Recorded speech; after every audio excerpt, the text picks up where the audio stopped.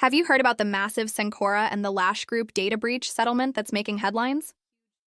In 2024, a huge data breach exposed personal and sensitive information of countless people, and now the companies involved have agreed to pay a $40 million class action settlement.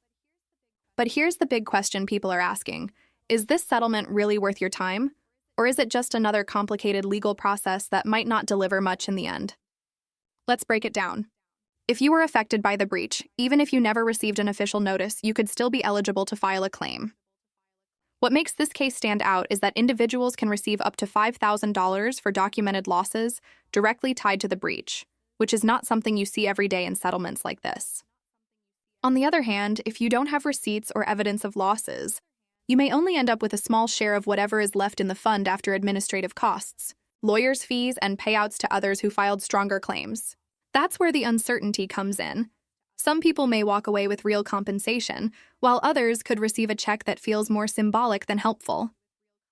The deadlines are also critical here.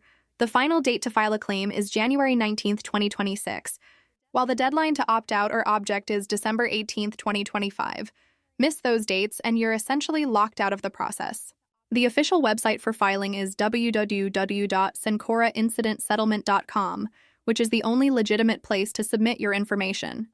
Whether this ends up being a genuine opportunity for compensation or just another settlement that looks bigger on paper than it feels in reality will ultimately depend on how many people file and how the money gets divided.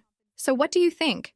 Is this a real chance to hold Cencora accountable or just another legal payout that doesn't change much?